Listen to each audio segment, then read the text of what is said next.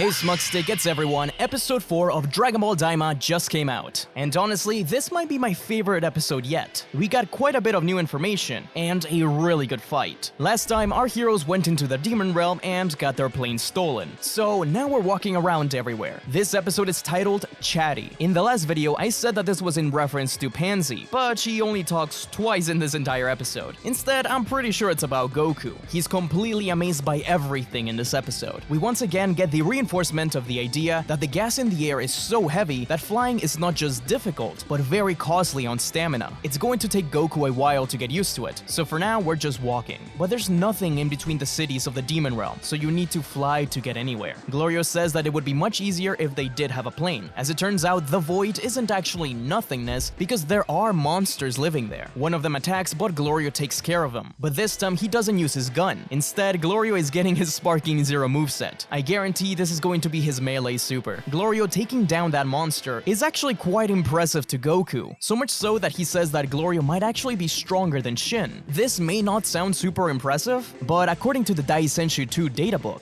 Shin was stronger than Piccolo in the Buu arc, and in the Spanish databook, El Manga Legendario, it stated that Shin is as strong as the Cell game's Goku, so he could give almost everyone in the Cell arc a run for their money. And remember, we haven't really seen how strong Glorio actually is. This was just a casual encounter. For all we know, he could actually be as strong as Buu or something. We then have an encounter against an ogre, which was designed by Toriyama. Goku is the only one that senses him at first, defeating him easily. This brings up an interesting point which I've talked about before. Glorio doesn't know what ki is. He couldn't sense the monster. So here we have two options. Either the demon realm really doesn't have ki, and they just have a new type of energy, or they do have ki, but their concept of it is different. It's magic. Essentially, ki and magic could be the same thing, but the demon realm just doesn't know that. For my One Piece fans out there, I think it's kinda how Enel used Mantra, which was actually observation hockey, just under a different name. The team then goes to a small cafe shaped like a giant teapot. There, we meet a demon couple. The wife gives Goku a skewered lizard. Shin reacts in disgust. I really appreciate this character play here because it shows that he is a higher demon than Glorio, who doesn't really react to the strange food. Likewise, Goku grew up with strange Paozu cooking, so this is something he's used to. The drink of herb juice with honey, however, is disgusting to him, which is funny because it looks so much more normal. Take note that the husband and wife are wearing red collars. I didn't notice this at first, but the demons in the last episode were too. It's explained a little later on during this episode, but these collars are used as tracking devices. But of course, Glorio doesn't have one. It could be because he works directly with the king of the third demon realm, so he gets special privileges. Here's where we get to one of my favorite parts. For sale, there's a bunch of different bugs that have different effects. It's very much like going to a shop in an RPG. There's one for burns, for headaches, to make your skin more clear, but most importantly, there's a Medibug, which can heal the user.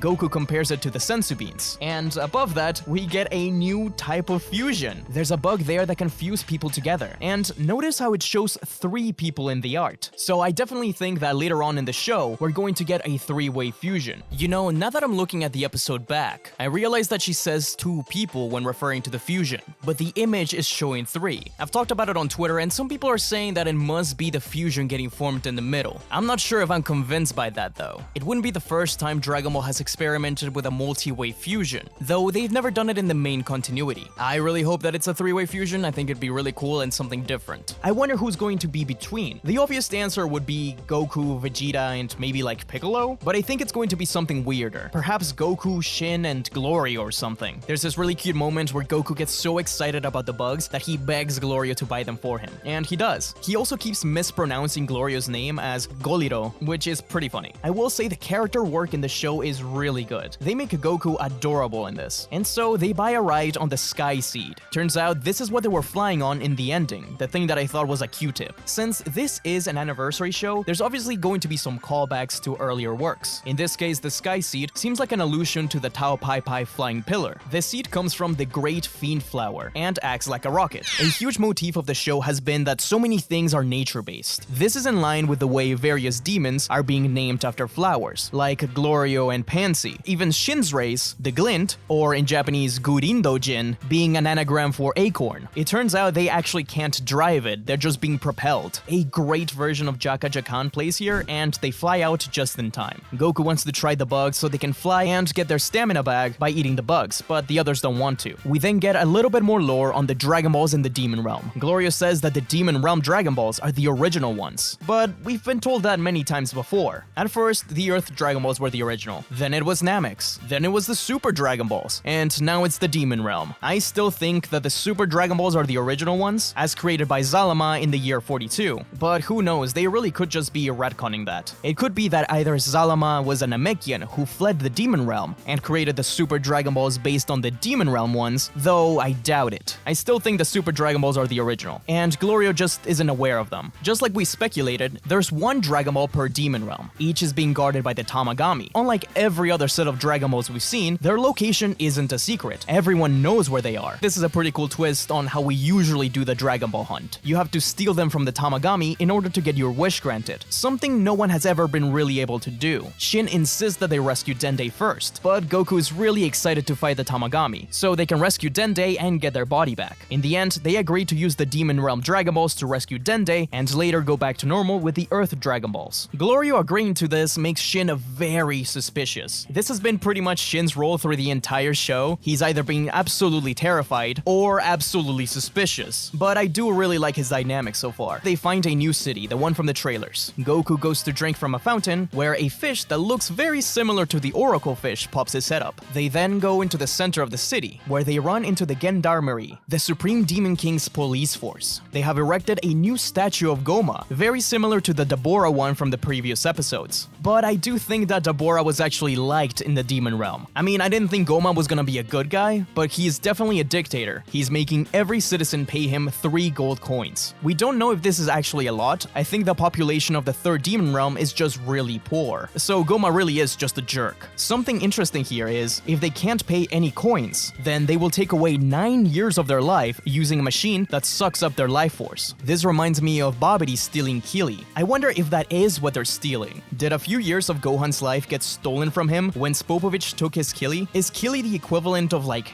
Genki, aka life energy? Here's where we find out what the collars are for. And the police can actually use the collars in order to pull the civilians towards them using their staffs. This is when Pansy appears, our 4th main character in the team. She's wearing a mask and throws a wasabi bomb, but it doesn't work. This reminds me of Return of the Jedi. When Princess Leia appears disguised as a bounty hunter with a thermal detonator, Pansy is also equipped with a taser. We've also seen in art that she has a sword and a gun. So it's clear by the fact that that bomb seemed homemade that she's very crafty, but maybe her abilities aren't quite up to par yet. I'm sure Bulma will help her with that later on. Pansy gets caught, and it's finally time for Goku to act. The fighting here with the power pole is so good. Some really cool action in a much different setting from what we usually get. It really feels more down to earth and street level. It's also cool to see Goku defending someone instead of just fighting these giant threats like galactic emperors that can destroy a galaxy. So Goku now is a wanted criminal, but they manage to get away and meet back up with Pansy. That's where the episode ends. We now know a bit more about how this world works. At least in the third demon world, all the civilians are being subjugated. We then get a preview for the next episode, named Pansy. Looks like we're getting a little bit more of the villains next episode, as well as Goku fighting a bunch of people that look more like workers instead of soldiers. They're wearing the same gear or flower symbol that Pansy wears. But most mysteriously, there's a demon playing golf with a bunch of skulls. I think this is going to be the king of the third demon world. So that was a super fun episode, especially the action scenes. I really like the stuff with the bugs. It feels really RPG. Before the show came out, I wasn't sure how the adventure feeling would be since it's been so long, but I think they're really nailing it down. I really wonder how the bugs are gonna come into play, especially the fusion one, because they really didn't buy that many. The number 3 keeps playing an important role in all these things. The 3 Tamagami, the 3 demon worlds, 3 Dragon Balls, and a 3-way fusion. I wouldn't be surprised if we defeat all 3 Tamagami, and they eventually fuse together into one single being. And that's what forces our heroes to use the fusion bug. I think for now, we're going to team up with Pansy, find the Dragon Ball, defeat the first Tamagami, and finally open a portal to the next realm. I don't think Goku, Shin, Glorio, and Pansy are going to reunite with Vegeta and the others in this third world. It's probably going to be in the second one where they're all together. And that's pretty much everything. Let me know in the comments below, which 3 people do you want to fuse together? Be sure to follow me on Twitter at SmugStickDB, and tune in next week for the breakdown of episode 5.